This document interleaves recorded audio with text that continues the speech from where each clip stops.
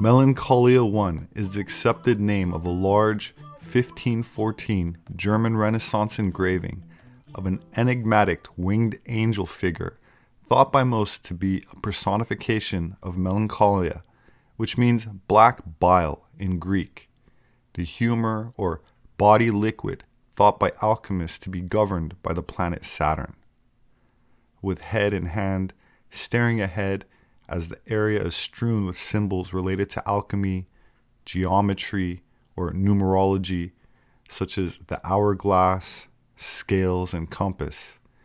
Behind the figure is a ladder leading beyond the frame, and a structure with an embedded magic square.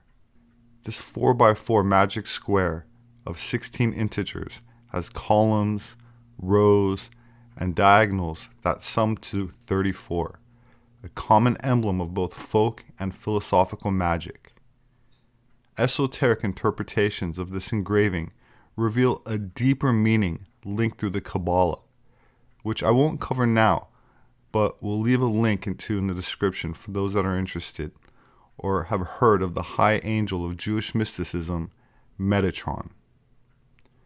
Albert Pike, quoting from Transcendental Magic, sums up the importance of Kabbalism as a key to Masonic esotericism, saying, quote, "One is filled with admiration on penetrating into the sanctuary of the Kabbalah at seeing a doctrine so logical, so simple, and at the same time so absolute. The necessary union of ideas and signs, the consecration of the most fundamental realities by the primitive characters, the trinity of words, letters, and numbers. A philosophy simple as the alphabet, profound and infinite as the word. Theorems more complete and luminous than those of Pythagoras. A theology summed up by counting on one's fingers. An infinite which can be held in the hollow of an infant's hand. 10 ciphers and 22 letters. A triangle, a square, and a circle.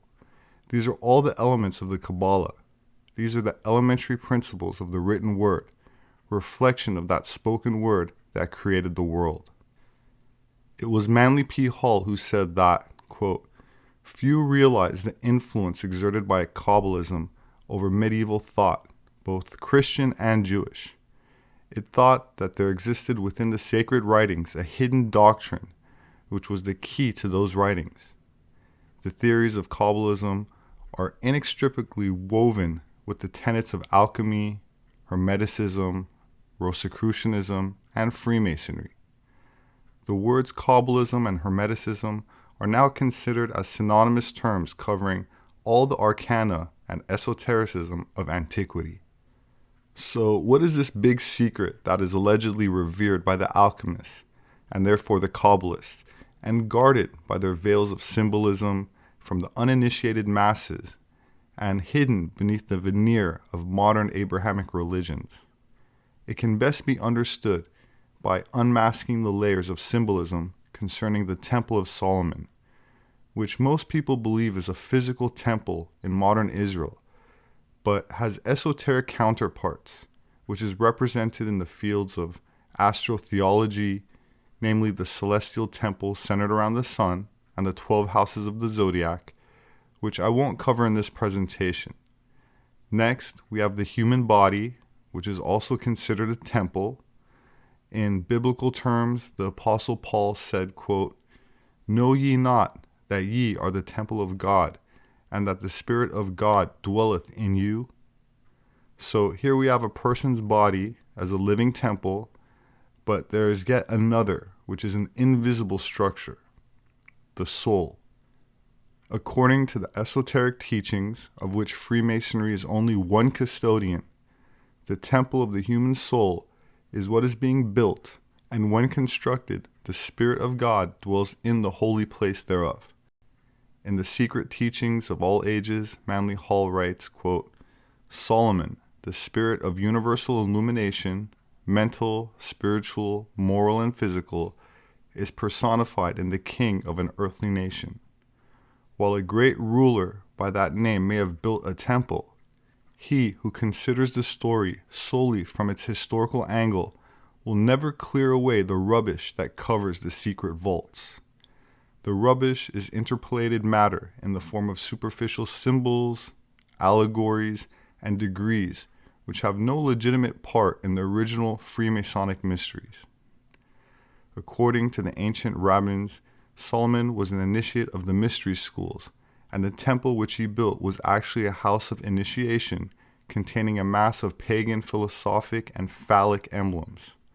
The pomegranates, the palm-headed columns, the pillars before the door, the Babylonian cherubim, and the arrangements of chambers and draperies all indicate the temple to have been patterned after the sanctuaries of Egypt and Atlantis. Masonry came to northern Africa and Asia Minor from the lost continent of Atlantis, not under its present name, but rather under the general designation sun and fire worship. The ancient mysteries did not cease to exist when Christianity became the world's most powerful religion. Great Pan did not die. Freemasonry is the proof of his survival. The pre-Christian mysteries simply assume the symbolism of the new faith, perpetuating through its emblems and allegories the same truths which had been the property of the wise since the beginning of the world. There is no true explanation, therefore, for Christian symbols save that which is concealed within pagan philosophy. Without the mysterious keys carried by the hierophants of the Egyptian, Brahmin, and Persian cults, the gates of wisdom cannot be opened. Consider with reverent spirit, therefore, the sublime allegory of the temple and its builders, realizing that beneath its literal interpretations lies hidden a royal secret. According to esoteric legends, Solomon understood the mysteries of the Kabbalah. He was also an alchemist and a necromancer, being able to control the demons, and from them and other inhabitants of the invisible world, he secured much of his wisdom. In ancient Greece, demons referred to a divinity or supernatural being of nature between gods and humans, which was not necessarily evil or malevolent. Concerning the secret teachings veiled by Solomon of the mystery schools, Manly Hall goes on to say, quote, "Though the temples of Thebes and Karnak be now but majestic heaps of broken and time-battered stone, the spirit of Egyptian philosophy still marches triumphant through the centuries. Though the rock-hewn sanctuaries of the ancient Brahmins be now deserted and their carvings crumbled into dust, still the wisdom of the Vedas endures. Though the oracles be silenced and the house of the mysteries be now but rows of ghostly columns, still shines the spiritual glory of Hellas with luster undiminished. Though Zoroaster, Hermes, Pythagoras, Plato, and Aristotle are now but dim memories in a world once rocked by the transcendency of their intellectual genius, still in the mystic temple of Freemasonry, these godmen live again in their words and symbols, and the candidate passing through the initiations feels himself face to face with these illumined hierophants of days long past."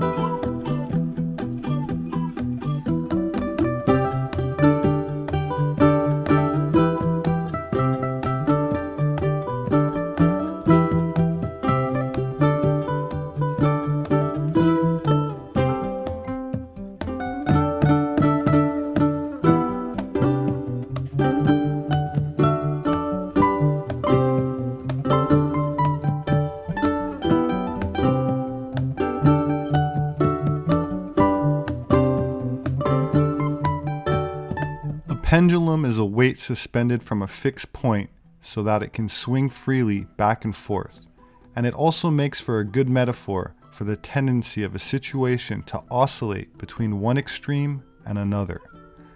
This is also similar to the way a swing moves back and forth, and when regarded in a historical context, can be compared to the way different time periods have tended to move in a cyclical manner, rather than progressing in a forward, linear march. The pendulum of life often swings until it reaches a tipping point, and then it shifts course and swings back in the other direction. This concept also seems to apply to the way religious organizations have functioned over time, such as with the Catholic Church, which at one time carried a very strict social policy.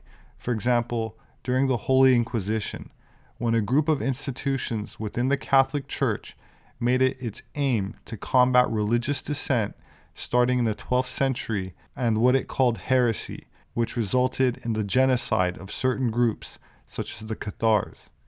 Cathar comes from the Greek word meaning pure ones, who were a Gnostic sect with followers that called themselves good Christians, but the Catholic Church did not recognize their belief as being Christian, and so they were often burned alive. During the late Middle Ages and early Renaissance, the concept and scope of the Inquisition significantly expanded in response to the Protestant Reformation, which is an example of the religious pendulum swinging away from the authoritative control of the Church to a degree of religious freedom, where the Bible was translated and published into other European languages, such as French, English, and German, giving direct biblical access to the common people rather than dependency on the clergy, who were the only ones who could read Latin at the time. I'll include a link in the description to a video I did on the Protestant Reformation for those who are interested. This also resulted in what is called the Counter-Reformation, or Catholic Revival, which was a response to the Protestant Reformation and the period when Europe underwent several decades of religious wars, expulsions, heresy trials, inquisitions, and the founding of new religious movements and orders. Such policies had long-lasting effects in European history, with exiles of Protestants continuing well into the 1700s. A man named Lorenzo Corsini became Pope Clement XII and led the Catholic Church from 1730 until 1740, during which time he banned Catholics from becoming Freemasons, a prohibition which lasted from 1738 until 1983, where any Catholics who publicly associated with or publicly supported Masonic organizations were excommunicated. Which brings us to the topic of today's episode, regarding a secret organization that came about from this ban called the Occultists.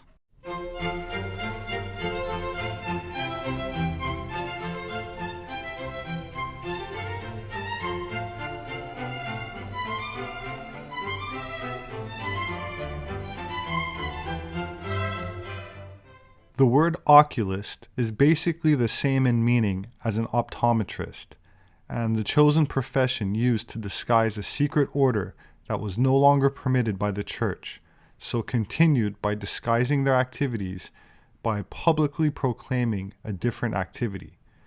In the same way that alchemists publicly claimed to be trying to convert common metals into gold, but really working on other esoteric transmutations, the oculists chose the symbol of the eye doctor as a cover for their occult inner workings, which, like other secretive orders, revolved around initiation to become a member. The master wears an amulet with a blue eye in the center. Before him, a candidate kneels in the candlelit room, surrounded by microscopes and surgical implements. The initiation has begun. The master places a piece of paper in front of the candidate and orders him to put on a pair of eyeglasses. "Read," the master commands. The candidate squints, but it's an impossible task. The page is blank. The candidate is told not to panic. There is hope for his vision to improve. The master wipes the candidate's eye with a cloth and orders preparation for the surgery to commence. He selects a pair of tweezers from the table. The other members in attendance raise their candles.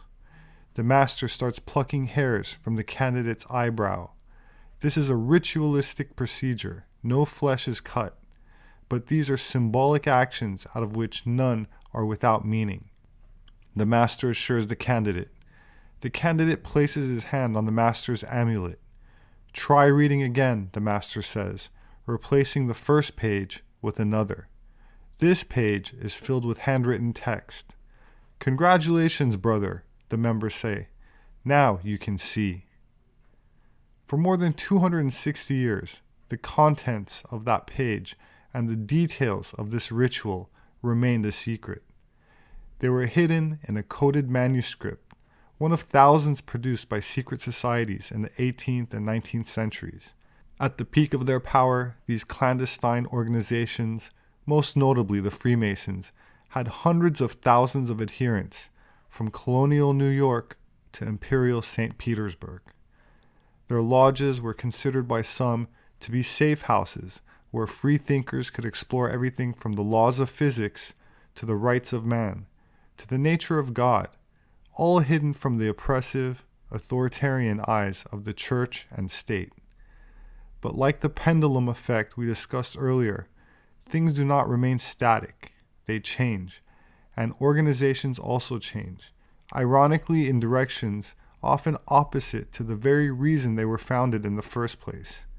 Where at one point in time, a secret society held meetings to protect and ensure freedom, at another point in time, those same organizations are infiltrated and subverted, used to eliminate the very liberty they swore to uphold. As for the symbolic sight restoring ritual, it was actually by accident that brought it to light. It started with a 250-year-old coded manuscript that was recently deciphered by machine translation, which used algorithm software to unlock the mystery. My name is Kevin Knight. I'm at the Information Sciences Institute at University of Southern California, and my area of research is natural language processing. So the KABBALISTIC cipher is a 100-page book and includes 75,000 characters. Several hundred years old, written entirely in cipher. We had no idea what the book said, and no one had deciphered it up to this point. We used some automatic methods to cluster the letters, so we looked at groups of letters that behave similarly. We also have programs that can identify the language behind the text, and it gave a slight preference for German. One thing we noticed was that the Roman letters in the text all seem to have a similar behavior to one another. The first hypothesis that we had was that's the real code.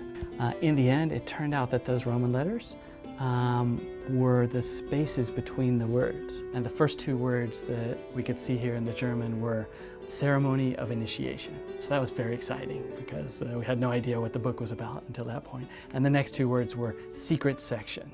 Only later, after we cracked it, we found out it was a document from a secret society from the 1730s. Secret societies were kind of a craze in the 1730s. So this is opens up a window for people who study the history of ideas and the history of secret societies. The book has several parts, and one part describes the rituals that the society uses. But there's also a lot of political things at the end of the document. Written in German, the manuscript was detailing the initiation ceremony of the Occult sect, fixated on both the anatomy and symbolism of the eye. They focused on sight as a metaphor for knowledge. Centered in the town of Wolfenbüttel, Germany, on their crest, the oculists featured a cataract needle and 3 cats, which some surmise were symbolically used because they could see in near darkness. But the cats were also guarding a cage full of mice, watching over them. Their attitude was rather progressive compared to other male-only secret fraternities in that women could be oculists too.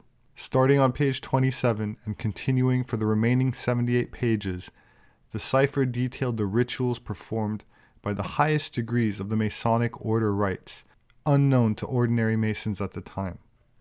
Nothing was omitted from the description of these top-level rituals, including the veneration of Hiram Abiff, builder of the Great Temple of Jerusalem, whose decomposed body became the alchemical emblem for turning something rotten into something miraculous and golden.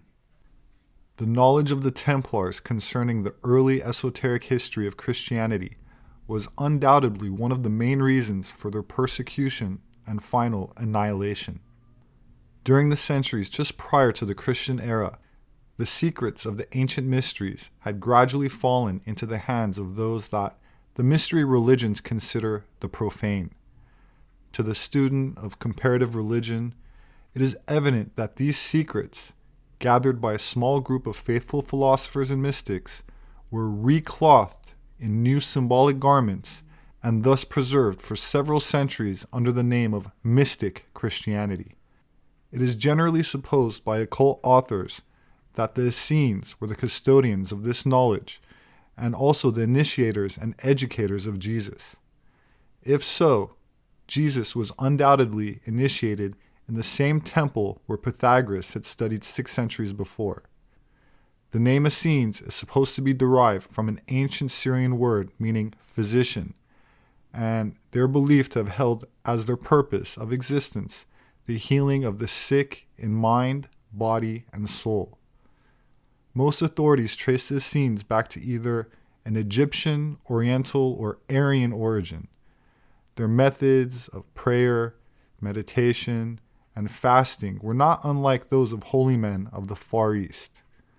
This mystery school, like so many others, had 3 degrees, and only a few candidates passed successfully through all. One of their chief objects was the reinterpretation of the Mosaic Law according to certain secret spiritual keys preserved by them from the time of the founding of their order.